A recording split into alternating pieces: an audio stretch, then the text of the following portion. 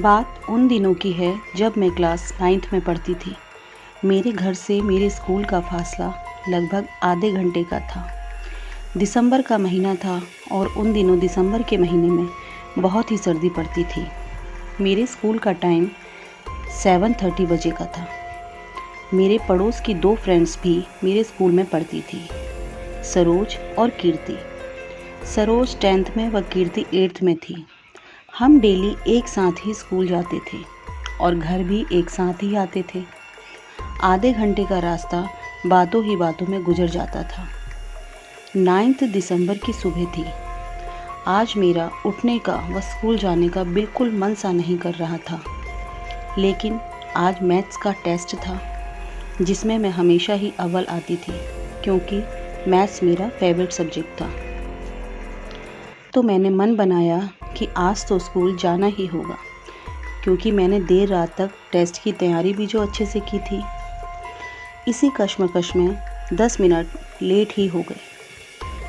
फिर मैं डेली की तरह बाथिंग वगैरह करके स्कूल यूनिफॉर्म के साथ स्कूल जाने के लिए रेडी हो गई। मम्मी से लंच बॉक्स लेकर बैग में डाला और फटाफट जीने की सीढ़ियाँ उतरने लगी। अपनी उन दोनों फ्रेंड्स को भी तो लेना था जिनका नाम कीर्ति व सरोज था।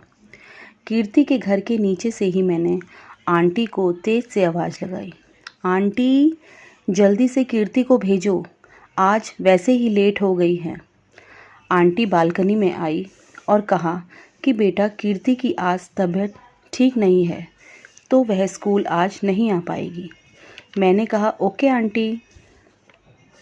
10 कदम आगे सरोज के घर की बेल बजाई तो अंकल ने दरवाज़ा खोला और कहा कि बेटा आज हमको किसी एंगेजमेंट पार्टी में जाना है और वह दूर है, तो मॉर्निंग में ही निकलना होगा।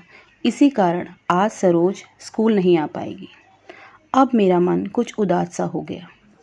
एक तो 6:30 का टाइम था, धुंध भी बहुत पड़ रखी थी और आज सिर्फ मुझे इतनी दूर अकेले ही जाना था। पता नहीं आज मन भी कुछ डरा हुआ था, लेकिन इतना कुछ सोचने का टाइम भी नहीं था। मैं 10 मिनट वैसे ही लेट हो चुकी थी। मैंने मन को मनाया और जल्दी स्कूल की ओर। स्कूल के रास्ते एक सड़क ऐसी आती थी जो बहुत सीधी, लंबी व सुनसान हुआ करती थी। आधा रास्ता तो मैं पार कर चुकी थी, अब उस सड़क पर पहुंच गई। पता नहीं वहां पहुंचते ही मुझे अजीब सा डर सा लगने लगा। एक तो आज धुंध शायद कुछ ज़्यादा ही थी। अपने से सिर्फ 2 हाथ की दूरी तक ही साफ दिखाई दे रहा था, उससे आगे कुछ भी नहीं दिख रहा था।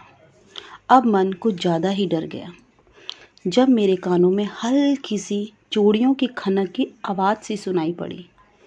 फिर मैंने मन को समझाया कि शायद ये मेरा वहम है। फिर मैंने आगे की ओर कदम बढ़ाने शुरू किए।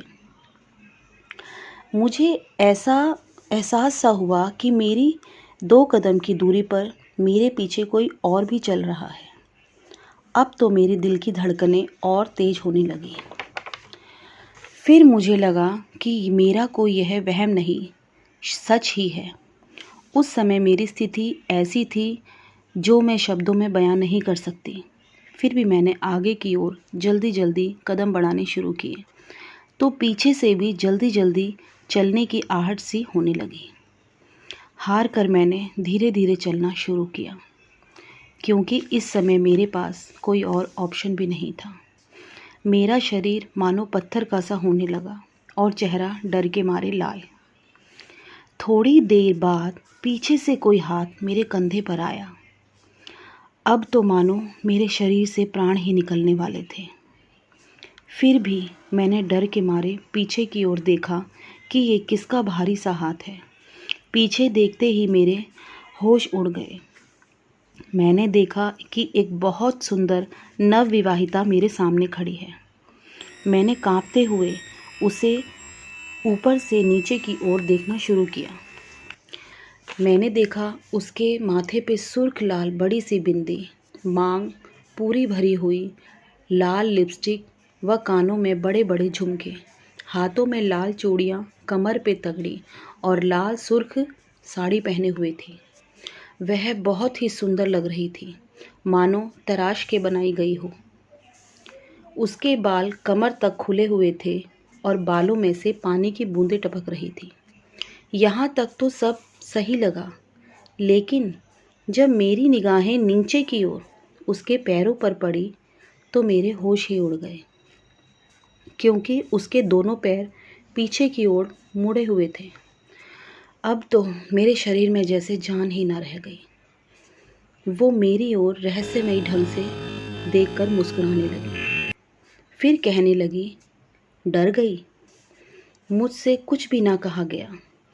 फिर उसने मुझसे कहा कि सीधा चली जा, मुझे अब मुड़कर मत देखना। मैंने तभी कंधे से अपना बैग उतारा और सीने से लगाया और बहुत तेज भागी और स्कूल में पहुंचकर गिरकर बेहोश हो गई। मेरी क्लास टीचर ने 1 घंटे का ट्रीटमेंट देकर मुझे मेरे पेरेंट्स को फ़ोन किया और कहा कि आपकी लड़की स्कूल में आते ही बेहोश हो गई है, कृपया आप इसे ले जाइए। और जब मेरी आँख खुली तो मैं अपने घर पर बिस्तर में लेटी हुई थी।